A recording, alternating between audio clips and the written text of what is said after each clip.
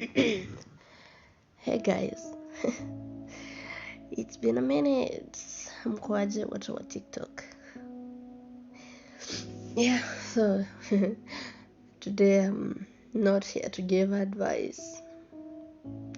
I don't know. I've had one of those days. I know when I tell you guys not to give up, it sounds so easy. And I'm not a good teacher because I'm not taking my advice. Yeah, I know. Whew. So yeah, I've had one of those mornings when you wake up and all you want to do is cry. And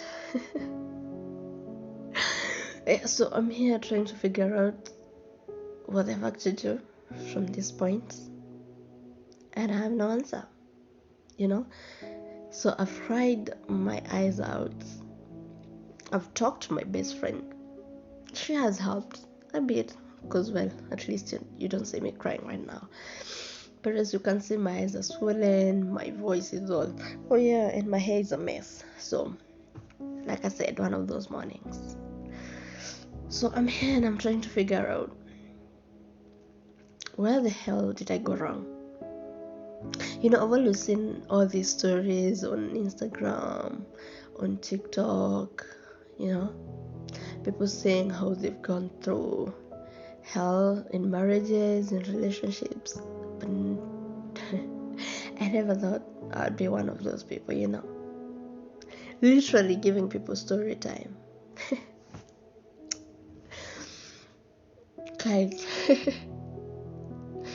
Yeah, my friend just told me I'm laughing like a psycho means I'm broken. Yeah, I know I'm the most peaceful person out here, but today I've got no strength, right?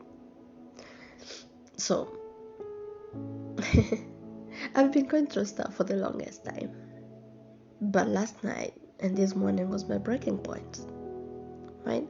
For those people who have been following me for the longest time, I had posted a video around, I don't know, around 2022 or something, and the thought of giving up was so high on my list.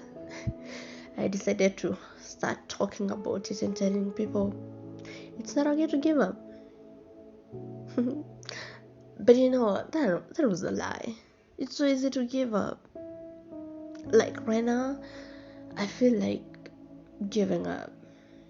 I know. You're not supposed to give up. You're supposed to fight. Yeah, I know. I have like a full 3 hours video telling me not to give up. But then I find myself in such a situation and I'm like, yo, it's not easy, right? So should I say story time or whatever, right? And it's a long one because it has not started today. It started like, I don't know, 5 years ago in my last relationship, you know. And forgive my voice, I kind of have a flu. So I was in a relationship with a pathological liar. No. I remember the heading. So I decided to leave back then. I remember I was only 21 years old and I already had a lot of things to deal with. So when I decided to leave, it was one of the hardest things I've ever done in my life. I remember that day I cried my eyes out the whole night. And I remember I had a friend. Actually, this is someone I'll never forget in my life. His name is Brian. Thank you, Brian. And I remember I cried my eyes out the whole night before I decided now it's time for me to leave. Well, back then I had a job, a well-paying job. I was able to sustain myself. So after talking to Brian and him helping me, you know, go through my breakup emotionally. Yeah, I know, guys can't be friends with girls, but in this case we were. So I moved out and literally started from zero. And before I moved in with this guy, before we broke up.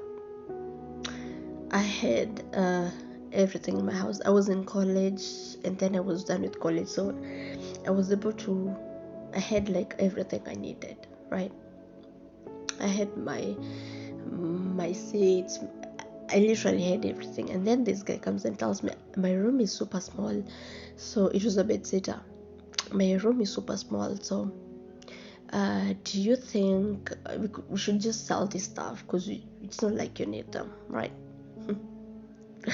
A girl in love, you can't ever tell her anything, and even if you did, she can't listen.